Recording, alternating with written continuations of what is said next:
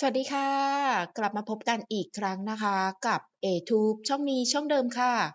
ขอบพระคุณทุกท่านที่สละเวลาเข้ามารับชมช่องรวมถึงท่านที่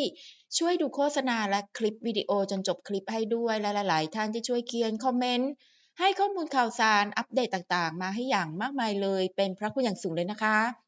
คลิปนี้นะเดี๋ยวเราจะมาคุยกันคือต้องบอกก่อนว่าครั้งเนี้ยงานที่ปักกิ่งของพี่หลิงยังไม่จบอีกเหรอมันมีหลากหลายมิติเรื่องราวที่แอบแฝงอยู่เบื้องหลังที่เราเห็นข้างนอกตอนที่น้องขึ้นเวทีอะไรอย่างเงี้ยมันเป็นแค่เศษเสี้ยวหนึ่งเองแต่ข้างหลังฉากห้องไลฟ์สตรีมงานยูซิลีนอะไรใดๆอย่างเงี้ยมันมีเหตุการณ์หลากหลายเรื่องราวเกิดขึ้นมีทำไปบ้างแล้วนะคะในคลิปก่อนๆอะเนาะก็ไปไล่ดูได้แต่คลิปนี้เดี๋ยวเราจะมาเจาะกันว่าคือเข้าใจว่าคนที่ชอบควงหลิงหลิงในประเทศจีนน่ะ มันยังแบ่งออกเป็นย่อยๆอีกนะ ถ้าดูตามที่เขาเขียนอย่างนี้นะก็คือที่เราทราบกันดีมันจะแบ่งเป็นบ้านใช่เปล่าบ้านเดี่ยวพี่หลิงก็มีถึง2บ้านแล้วก็ยังมีบ้านคู่ที่จีนอีกอะไรอย่างเงี้ยก็มีหลายบ้านแล้วเนาะแล้วก็ยังมีอีกคนจำพวกหนึ่งก็เหมือนที่ไทยล่ะค่ะไม่ได้สังกัดบ้านไหนไม่ได้สังกัดด้อมไหนแต่ฉันก็รักศิลปินคนนี้แต่ไม่ได้สังกัดด้อมไหนบ้านไหนเข้าใจเปล่าแล้วตอนนี้มันก็อาจจะมีเรื่องที่แบบว่าเอ่อ ไม่เข้าใจกันไม่เข้าใจกันแล้วกันโอเคกับงานเบื้องหลังยูเซรินอันเนี้ยเดี๋ยววันเนี้ยคลิปเนี้ยเราจะมาว่ากันอะไรยังไงอีกโอ้มันน่าสนใจนะคุณมันน่าสนใจมันเหมือนมันเป็นช่วงเปลี่ยนถ่ายของยุคสมัยหรือเปล่าไม่แน่ใจอะมันเป็นช่วงเปลี่ยนถ่ายแล้วมันก็จะยุ่งวุ่นวายอะไรอย่างนี้นิดๆหน่อยๆเดี๋ยวพอวันหลังเข้าใจอะไรกันมากขึ้นเดี๋ยวมันก็จะผนึกมาอยู่ด้วยกันได้เองแหละมันเป็นช่วงเปลี่ยนถ่ายพูดอย่างงี้แล้วกันอะก่อนจะไปว่ากันยาวๆนะคะขออนุญาตนะคะสำหรับท่านไหนนะ ที่เป็นลูกค้าตัวยงของ Shopee อยู่แล้วเนี่ยสามารถซื้อสินค้าผ่านทางช่อง ATube ได้นะคะท่านไหนที่ดูทางเวอร์ชันคอมพิวเตอร์หรือว่าโน้ตบุ๊กอะค่ะ ให้สังเกตมุมซ้ายล่างจอ มันจะมีคำว่าคลิกดูผลิตภัณฑ์ก็คลิกเข้าไปเลยนะคะ ส่วนท่านไหนที่ดูเวอร์ชันมือถือค่ะ มันจะอยู่ใต้ล่างคลิปเองมันจะมีคำว่า more more หรือว่าเพิ่มเติม คลิกเข้าไปปุ๊บก็จะเจอสินค้าที่เลือกสรรมาให้ปั๊บนะคะ อย่างคลิปนี้ถ้าไม่ลืมก็ว่าจะลงยูซลีนเวชสำอางอันดับหนึ่งในใจของหลายๆคนนะคะคนแพ้ง่ายอะไรก็ใช้ได้ลองไปใช้ดู พี่หลิงเป็นพรีเซนเตอร์นั่นเองจ้าไม่ได้เป็นพรีเซนเตอร์เป็นแบรนด์แอมเลยป่ะนั่นแหละนะคะก็พอไปเห็นสินค้ายูซลินในช่องอย่างเงี้ยก็คลิกเข้าไปปุ๊บใช่ป่ะเดี๋ยวมันจะพาท่านไปสู่แอปช้อปปี้หลังจากนั้นท่านก็ไปเลือกสรรหาสินค้าที่ท่านต้องการได้เลยอาจจะไม่ใช่ยูซลินก็ได้เป็นสินค้าอื่นๆใดๆอะเอาเป็นว่าแบบมีความต้องการอยากจะซื้อของผ่านช้อปปี้อยู่แล้วก็ผ่านช่องหน่อยก็แล้วกันเอาที่สะดวกเอาที่สบายใจเด้อใครทำเป็นทำใครทำไม่เป็นก็บอกเป็นหยังมามุงกันตรงนี้ค่ะ มาเริ่มกันเลยเรื่องของเรื่องมันเกิดจากว่าพอวันงานยูซลีนใช่ป่ะเขาบอกมีคนหนึ่งตั้งหัวข้อขึ้นมาว่าแฟนๆที่เป็นคู่จิ้นอะแฟนๆบ้านอย่าใช้ว่าบ้านเลยเขาบอกแฟนๆคู่จิ้นอะนะก็ชักชวนแฟนๆชาวจีนให้นะคะมาดู Only You กันเพราะ Only You กำลังนะกำลังถ่ายทอดเลยใช่ไหมกำลังแบบออนแอร์นะก็คือแฟนๆคู่อะแฟนคู่หลิงออมอะก็ชักชวนแฟนๆเมืองจีนอะแฟนๆคนจีนทั่วไปนี่แหละให้มาดู Only You กันเพราะว่าในไลฟ์นั้นน่ะมีสมาชิกยูซลีนอยู่ถึง900K 900,000คนใช่เปล่าเหรอนะ เพราะว่าไหนๆอะสมาชิกยูซ l ีมีถึง900,000คนมันก็มีทั้งคนที่แบบเอ่ยังไงอะไม่ใช่แนว GL ไม่ใช่แนวเป็นคนธรรมดานี่แหละมันคละเคล้ากันไปลูกค้ายูซ l ีเนาะเป็นลูกค้ากลุ่มหลากหลายมากเลยทุกเพศทุกวัยโอเคเปล่ามันไม่ได้จำกัดเฉพาะ GL BL อะไรมันเป็นแบบยูซ l ีเป็นสินค้าทั่วไปอย่างที่เราก็ทราบกันดีอะนะแล้วมีสมาชิกยูซ l ีถึง900,000คนอยู่แล้วก็เลยอยากจะชักชวนเผื่อได้คนใหม่ๆอะ ตกเข้าด้อมหลิงออมอะไรอย่างเงี้ยเข้าใจเปล่าก็เลยชวนมาดู Only You กันนะแต่แฟนคนนี้เขาบอกว่าก่อนหน้าเนี้ยพวกแฟนคู่หลิงออมเนี่ยเคยใจร้ายกับแฟนๆชาวจีนเหรอเกิดอะไรขึ้นใจร้ายยังไงเขาบอกถึงขั้นเคยไปรีพอร์ตแล้วก็ทำให้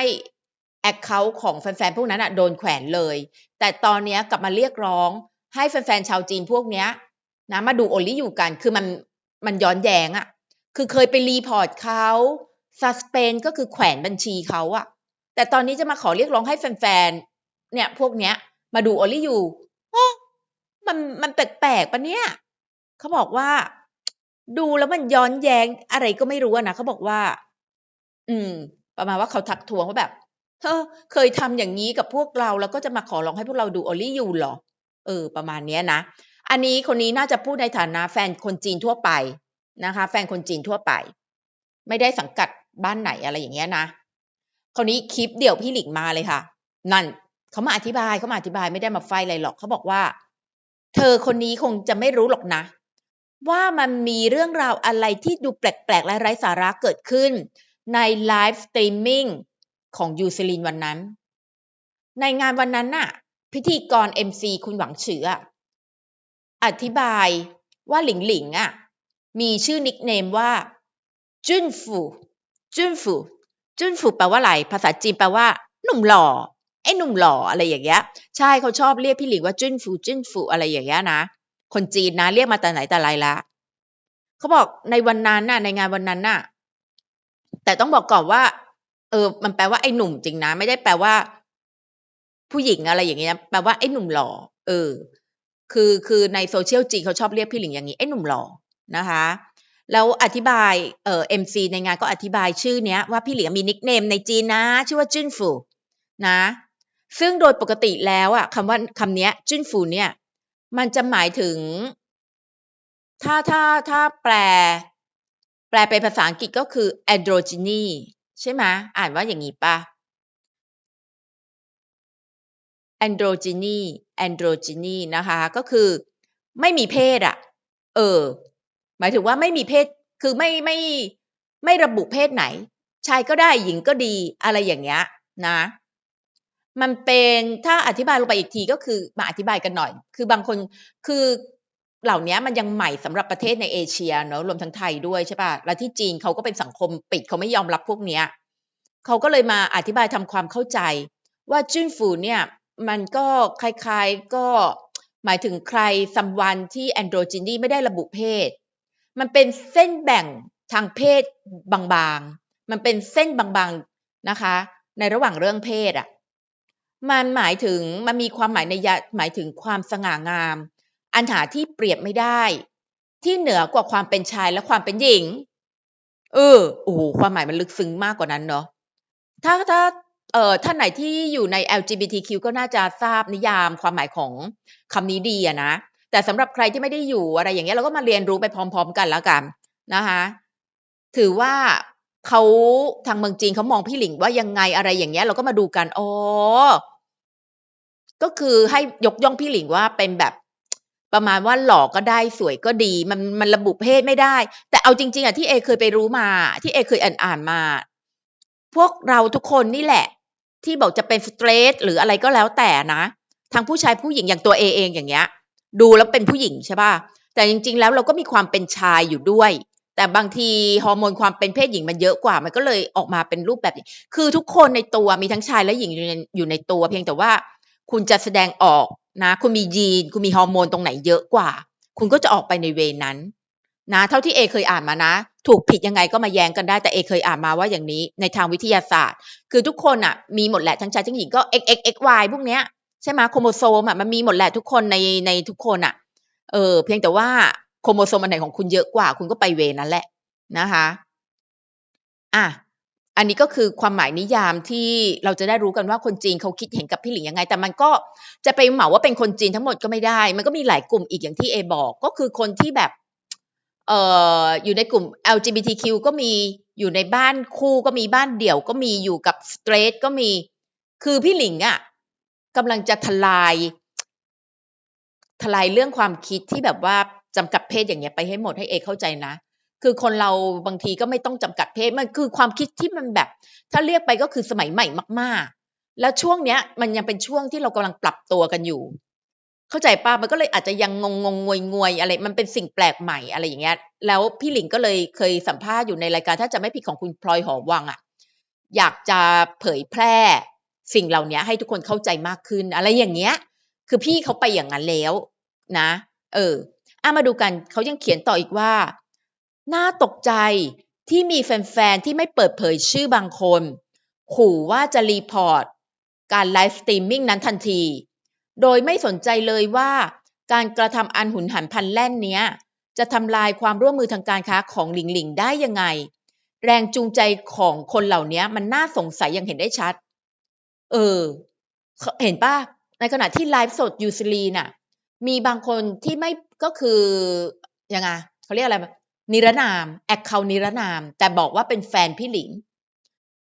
ทนไม่ได้ที่แบบเอ้ามาเรียกพี่หลิงว่าจุ้นฟูได้ไงคือแบบไม่ระบุเพศซึ่งคุณคำนี้มันแล้วไปปรากฏอยู่ในจีนแผ่นดินใหญ่มันค่อนข้างมันเป็นประเด็นเซนซิทีฟคุณก็รู้อยู่ว่าทางการจีนเขาไม่โอเคอ่ะ GLBL ใดๆเขาไม่โอเคแล้วช่วงนี้เขากำลัง strict เข้มงวดกวดขันมากๆแล้วพอมีคำนี้หลุดออกมาอะไรอย่างเงี้ยนะคือถ้าเรามองในมุมแฟนๆเราก็เฮฮาปาร์ตี้ปาจิงโกะบันเทิงไปใช่ป่ะแต่กับบางคนที่มันจ้องเล่นงานเราก็ไม่รู้ได้ว่าเขาเป็นใครเขาอ้างตัวว่าเป็นแฟนของพี่หลิงแต่เขาจะรีพอร์ตไลฟ์สตรีมมิ่งเนี้ยคล้ายๆว่าเป็นการส่งเสริมให้ประชาชนพลเมืองเขาอะไปในเวที่แบบแปลกๆทางวิถีเพศคือไม่ระบุเพศว่าเป็นชายหรือหญิงซึ่งทางการจีนเขาไม่โอตรงนี้เขาไม่โอใช่ไหมเพราะอย่างที่ทราบกันดีว่าทางการจีนน่ะตอนเนี้ยเขาอยากจะสร้างประชากรพลเมืองเขาให้เยอะๆเยอะๆเพราะว่ามาตอบรับกับสถานการณ์โลกที่มันแบบว่ามันอ่อนไหวมากเลยอะตอนเนี้ยจะบอกไปเลยก็ใช่อ่ะจะสงครามโลกมีสงครามโลกแหล่อยู่อย่างเงี้ยแล้วถ้าเกิดสงครามเมื่อไหร่อ่ะแรงกำลังพลเมืองมาเป็นสิ่งสำคัญนะคะเพราะว่ามันจะมีการล้มหายตายจากเยอะมาก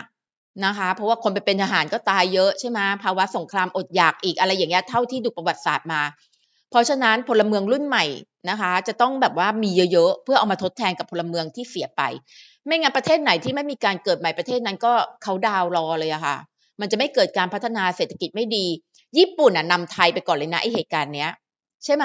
ที่คนเกิดน้อยคนไม่แต่งงานคนไม่ค่อยมีลูกญี่ปุ่นเป็นประเทศแรกๆเลยมั้งที่เป็นประเทศที่พัฒนาแล้วพอเกิดเหตุการณ์ที่แบบคนไม่ค่อยแต่งงานไม่ค่อยมีลูกกันเพราะว่าภาวะทางความเครียดทางเศรษฐกิจกลัวออกลูกมาแล้วจะเลี้ยงไม่ไหวใดๆอะไรก็แล้วแต่สังคมเขาเครียดนะญี่ปุ่นอะใช่ไหมเนี่ยเขาก็เลยเป็นประเทศที่ทรงๆสุดๆต้องพูดอย่างนี้แล้วกันแต่ก่อนญี่ปุ่นเจริญรุ่งเรืองมากนะคุณใช่ไหมถ้าเป็นคนรุ่นก่อนอะไรจะรู้เลยญี่ปุ่นนี่คือน้องๆอเมริกาเลยตอนนั้นจีนยังไม่เกิดแต่ด้วยอยู่ดีๆก็นั่นแหละค่ะภาวะผู้สูงอายุใช่ไหมเต็มบ้านเต็มเมืองแต่ว่าเด็กเกิดใหม่น้อยมันก็เลยมาสู่ภาวะเศรษฐกิจที่มันเริ่มถดถอยมันคุณที่ไหนไม่มีเด็กอะที่นั่นการบริโภคจะเริ่มถดถอย อืมเด็กพวกเนี้ยมีนับวันมีแต่โตพอโตเราก็ต้องบริโภคนั่นบริโภคนี่คนสูงอายุไม่ค่อยบริโภคหรอกไม่ค่อยซื้อจ่ายอะไรไม่ค่อยจับจ่ายอะไรเพราะเขาเตรียมเก็บเงินไว้ตอนแก่ไงแต่พวกเด็กๆวัยรุ่นนี่แหละตัวดีเลยตัวจับจ่ายมันก็เลยทำให้เศรษฐกิจหมุนเวียนใช่เปล่าอืมแล้วประเทศไทยเราตอนนี้ก็กำลังเนี่ยไปเหมือนกับทางญี่ปุ่นแล้วใช่ไหมมันก็อย่างงี้แหละเศรษฐกิจมันก็เลยจะอย่างเงี้ยไม่มีเด็กก็ไม่มีการบริโภค พอไม่มีการบริโภคอะไรเยอะแยะเศรษฐกิจมันก็นั่นแหละไม่ค่อยหมุนเวียนมันก็ไม่ค่อยดีนะคะอืมแล้วอันเนี้ยเมืองจีนเขาเลยแบบเขาค่อนข้างที่จะให้ความสำคัญกับเรื่องนี้เขาเลยไม่ให้ BLGL อะไรไปอะไรบ้านเขามากอะเข้าใจเปล่าแต่นี่พี่หลิงถือว่าแบบหลุดรอดยังไงก็ไม่รู้อะอาจจะเส้นใหญ่คนชอบเยอะอะไรใดๆแล้วแต่มีแบ็กดีอะไรที่เมืองจีนคือไม่ได้แบ็กเส้นสายอะไรขนาดนั้นหรอกแต่แบบเขาชอบ คนนี้แหละที่เป็นไอดอลทางจิตวิญญาณของชาวจีน คือถ้ามาคือยอดขายปุ้งอะเออเพราะว่าพี่หลิงเป็นคนมีสตอรี่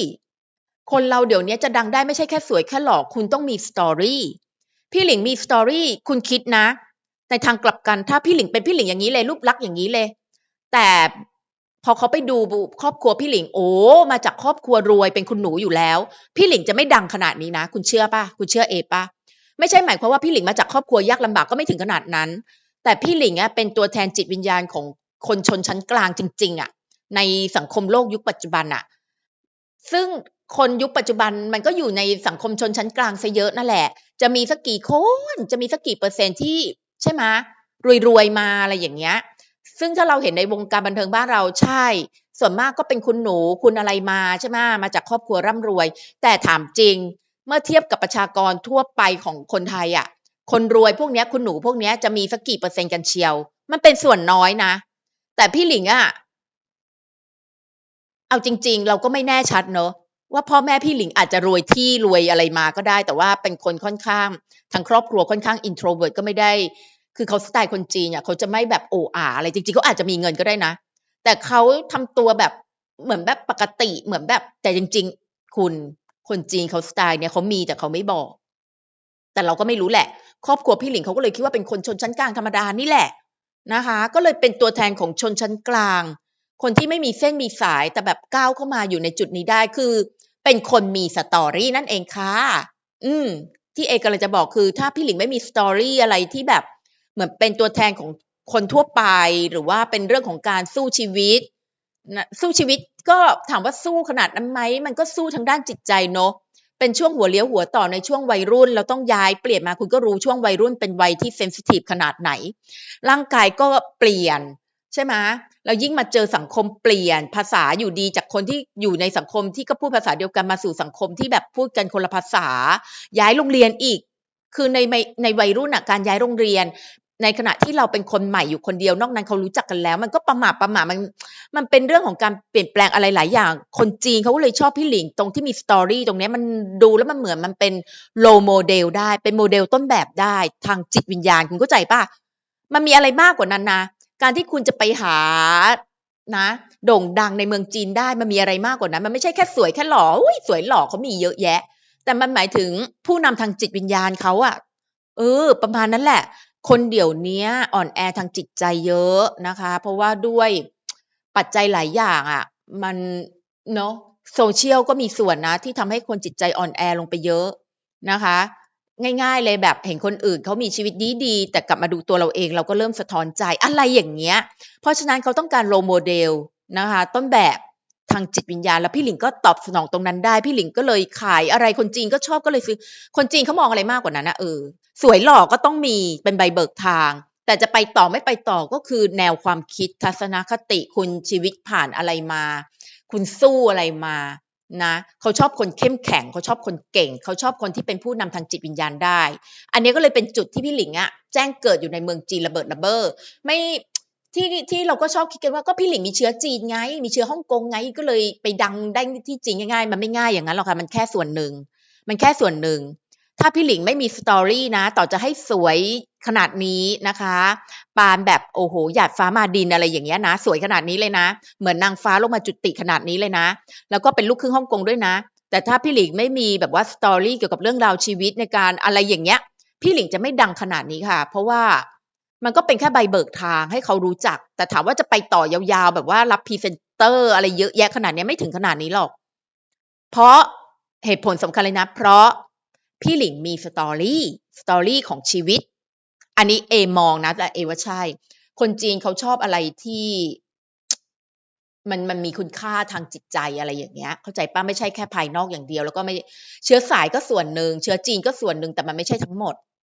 เอคิดนะเขาเป็นคนมี story จะเห็นได้ว่าพี่หลิกเนี่ยอยู่ในเมืองไทยก็เหมือนกันลูกเล็กเด็กแดงจะชายจะหญิงเขาก็ชอบเพราะดูคนนี้แล้วก็ไม่แดะด้วยอะไรคือไม่แดะเองไม่กระแดะ เข้าใจว่าบางคนดูจริตจะกล้ามเกินไปอ่ะเขาก็ไม่ชอบบางคนมันขี้หมั่นไส้มันแบบโอ๊ยเอาเขาชอบอะไรที่แบบพอดีพอดีเรียบๆง่ายๆแบบแต่ว่าสวยอะไรแบบสวยมาจากข้างในมันสวยธรรมชาติอะไรอย่างเงี้ยเออประมาณนั้นนะคะ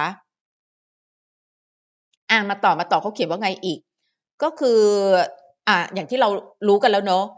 ในตอนที่เขาไลฟ์สดของยูซ l ีน่ะพี่หลิงก็โดนเล่นงานไปอีกดอกนะอันนี้เราก็เพิ่งรู้นะ ว่ามีคนไปกดรีพอร์ตเพราะไอ้คำว่าจึ้นฝูนั่นเองก็คือหนุ่มหล่อทั้งที่ผู้หญิงเป็นทั้งที่พี่หลิงแต่งตัวสาวซะอย่างเงี้ยแต่ไปเรียกว่าไอ้หนุ่มหล่อคุณคิดว่ามันขัดกับนโยบายทางการเมืองของเขาไหมล่ะก็เลยกดรีพอร์ตเลยจ้าแล้วเขาก็บอกว่าโอ้โหเนี่ยนะที่อ้างตัวว่าเป็นแฟนๆนี่เธอกำลังทำลายทำลายล้างพี่หลิงนะเออมันทำให้แบบความร่วมมือทางการค้าของหลิงหลิงอาจจะเสียไปเลยใช่ใช่ ถ้ามันมากพอแล้วมันมีผลอะไรเกิดขึ้นมาคือยูซิลีนกับ JD Mall อะ JD.com อะโอ้โหย่อยยับค่ะคุณก็รู้ทางการจีนนะบ้านเมืองคอมมิวนิสต์คุณอย่าไปเล่นกับเขาอืมบอกก็เลยสงสัยว่าเป็นแฟนจริงหรือเปล่าใช่พฤติกรรมมันไม่ใช่เลยเนาะรักแต่ทำร้ายกันอย่างเงี้ยเหรอนี่เขาเรียกว่ารักเหรอใช่ไหม พี่สาวจีนคนนี้ยังอธิบายอีกนะว่าดีไหนมาฟังกันเขาบอกเขาขอพูดให้ชัดเจนหน่อยนะในวงการภาพยนตร์และเดี๋ยวนะเดี๋ยวขยายแป๊บหนึ่งกำลังมาเลยเดี๋ยวสักครู่ใจเย็นขอพูดให้ชัดเจนเลยว่าในวงการภาพยนตร์และบันเทิงของฮ่องกงสมัยก่อนน่ะมีการใช้คำเหล่านี้อย่างสุภาพเลยเพื่อใช้อธิบายถึงศิลปินระดับตำนานอย่างคนนี้คุณก็รู้จักเลสลี่จางใช่ไหมใช่เลสลี่จางเป็นปฐมบทของวงการบันเทิงฮ่องกงเลยมั้งที่เปิดตัวนะเปิดตัวว่าตัวเองเป็น LGBTQ ป่ะตอนนั้นมีคำนี้ยังไม่รู้อาจจะมีแต่ยังไม่ได้แพร่หลายมั้งคือตอนนั้นที่เคยไปอ่านประวัติเลสลี่จางอ่ะเขาก็ดังมาตลอดใช่ป่ะคือเข้าใจว่าคนสมัยนั้นแฟนๆสมัยนั้นก็คือตอนแรกอ่ะมาในมาดหนุ่มหล่อแต่ก็เป็นหนุ่มหล่อที่มีความละมุนละไมอ่ะเขาหล่อจริงนะคุณยังไม่นึกเลยว่าจะอายุสั้นอย่างเงี้ยหน้าผากจมูกตาปากคางสวยทุกตรงโอ้ยนะเนี่ยถ้าสมมุตินะเลสลี่จางยังมีชีวิตอยู่นะแต่ตอนนี้ถ้ามีอยู่ก็คงแก่แล้วเนอะเอาแบบตอนที่แบบเอาหนุ่มเอาแบบเอาเลสลี่จางตอนที่ยังไม่ได้แก่มากแล้วถ้ามาถ้าจับมาเจอกับพี่หลิงได้มันจะเป็นแบบอะไรที่แบบมันจะเป็นอะไรที่น่าสนใจมันจะเป็นเคมีไม่ใช่ว่าชายกับหญิงนะคุณเข้าใจความหมายป่ะมันเป็นเรื่องราวของคนที่ไม่สามารถระบุเพศได้สองคนเป็นตัวแทนของคนในยุคนี้อะที่มีเพศที่มันไม่ระบุอย่างเงี้ยแล้วมาเจอกันแล้วแต่งเรื่องอะไรต้องแนวหว่องกาไวอย่างนั้นเลยใช่ไหมแต่หนังของแนวหว่องกาไวถ้าใครเกิดทันนะเด็กๆก็ฟังไว้แล้วกันมันจะเป็นอะไรที่ดูยากโทนสีหนังมันจะหม่นๆอาจจะเป็นหนังที่ได้รางวัลแต่จะอาจไม่ได้อาจจะได้กล่องแต่ไม่ได้เงินหรือเปล่าหว่องกาไวได้เงินมะแต่กล่องนี้ได้แน่นอนเป็นอะไรที่ถามว่าอยากดูไหมอยากดูนะเลสลี่จางมาเจอกับพี่หลิงพี่หลิงคงจะได้พัฒนาฝีมือไปแบบปรมาจารย์เลสลี่จางเล่นเก่งตอนนั้นที่เล่นอะไรอะอะไรคอนคิวบายอะเล่นงิวป่ะโอ้โหไปดูเบื้องหลังนะคนจีนเอามาเบื้องหลังโคตรเท่คือเป็นตัวแทนของเรียกได้ว่าเลสลี่จางเป็น LGBTQ ได้ป่ะเป็นตัวแทนที่แบบคือเขาหล่อได้นะแล้วเบื้องหลังตอนที่เขาเล่นเรื่องงิวเนี่ยเขาก็ใส่ชุดคอจีนนะคุณนึกออกป่ะชุดคล้ายๆสมัยหวงเฟยหงอะชุดคอจีนแขนยาวแต่ว่ากางเกงเขาอะเขาใส่เป็นกางเกงคล้ายๆสแล็กสมัยใหม่นะคะแล้วเขาก็ไล่ลำท่างิ้วขาไปไขว้อยู่ข้างหลังแล้วมือไม้เขาอ่อนช้อยเหมือนเล่นงิ้วอย่างนั้นแต่เขาแต่งตัวด้วยชุดที่กึ่งสมัยก่อนกับกึ่งสมัยใหม่ผสมกันคือเป็นอะไรที่แบบคือเขาดูธรรมชาติดูเขา born to be มากอะเป็นจะเรียกว่าปรมาจารย์ก็ได้นะแต่เสียดายจริงๆเสียดายจริงๆนะเอออาจจะมันก็อย่างนี้แหละนะเนี่ยเขาก็เลยยกตัวอย่างศิลปินระดับตำนานอย่างเลสลี่จางหรือแม้กระทั่งจอห์นโลนคนนี้คือใครรู้ป่ะถ้าใครเคยดูหนังจีนสมัยก่อนอะไรนะจักรพรรดิองค์สุดท้ายปูยีอ่ะตอนนั้นเป็นอะไรที่ดังมากๆใครเกิดทันบ้างคะใครได้ดูบ้างไปหาดูได้นะเรื่องนี้ก็สนุกคนที่เล่นเป็นปูยีกษัตริย์องค์สุดท้ายของจีนอ่ะหล่อคล้ายๆเลสลี่จางจริงๆไปดูประวัติจอห์นโลนก็คือเป็นลูกครึ่งจีนอังกฤษเขาเป็นคนฮ่องกงนี่แหละ นะคะเป็นอีกคนที่คล้ายๆเลสลี่จางอย่างเงี้ยพวกเนี้ยเขาจะมีเสน่ห์คาริสมาสูงแบบเขาจะไม่ห่ามเกินอะถ้าผู้ชายแท้บางคนนะขออภัยชายแท้นะบางคนอาจจะห่ามเกินห้าวเกินแต่พวกนี้เขาจะดูละมุนละไมแล้วก็ดูเข้มแข็งในทีแต่ก็อ่อนโยนด้วยอะไรอย่างเงี้ยมันเป็นเสน่ห์แล้วคนจีนคนนี้เลยบอกว่าอย่างเลสลี่จางกับจอห์นโลนอะ เป็นผู้ชายที่ได้รับการยกย่องในเรื่องเสน่ห์เฉพาะตัวที่ดึงดูดผู้ชมโดยไม่คำนึงถึงเพศถูกต้องใช่เลยใช่แต่ก็ไม่รู้เหมือนกันนะในฟีลลิงของชายแท้เขาจะรู้สึกชอบไหมแต่ในฟีลลิงของผู้หญิงนะคะผู้หญิงชอบ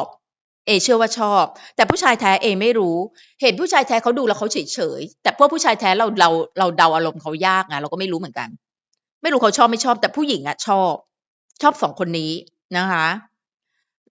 เขาบอกว่า2คนเนี้ยมีคาริสมาสูงนะและมักทำให้2คนเนี้ยเหมาะสมกับบทบาท LGBTQ ที่มีความละเอียดอ่อน ยังรวมถึงศิลปินอย่างเมเดย์เจิงอีเกอร์และหม่านลำของคนเขาอะนะเอก็ไม่รู้จักเหมือนกันต่างก็ได้สำรวจแนวคิดนี้ในเพลงที่มีชื่อว่าถ้าแปลเป็นไทยก็คือภาวะกระเทยคือเขาทำเพลงคล้ายๆนะเรื่องนี้ออกมาเขาบอกใดๆคำนี้ไม่ใช่คำดูถูกนะจุ้นฝูคำเนี้ยคำนี้ไม่ใช่คำดูถูกนะในบริบทที่ไม่ใช่ LGBTQ ก็ตามมักใช้เพื่อยกย่องความมีเสน่ห์ที่หลากหลายของใครบางคนการพิจารณาเจตนาของพิธีกรหวังฉือเนี่ยเป็นกุญแจสำคัญในเรื่องนี้แต่อาจจะเป็นว่าพวกแฟนเหล่านั้นที่ไปรีพอร์ตอะอาจจะยังไม่คุ้นเคยกับการใช้อ้างอิงทางศิลปะภายในแบบแฟนดอมของพวกเราอะการไปรีพอร์ตก็เลยอาจจะเป็นเกี่ยวกับความเข้าใจผิดทางวัฒนธรรมซึ่งสิ่งนี้มันไม่ได้ช่วยอะไรใครเลยมันกลับจะทำลายพี่หลิงด้วยซ้ำกับแบรนด์นะคนที่ไปรีพอร์ตพวกนี้ไม่ได้คำนึงถึงผลประโยชน์ของหลิงหลิงเองนะแต่กลับมุ่งแต่รีพอร์ตข่าวเกี่ยวกับแฟนคลับในห้องถ่ายทอดสดประมาณว่าเฮ้เฮ้เฮ้เฮพี่หลิงกันที่แบบเป็นจุ้นฝูเป็นแบบไม่ระบุเพศเป็นผู้หญิงหวานซะอย่างนี้แต่เรียกว่าไอ้หนุ่มหล่ออะไรอย่างเงี้ย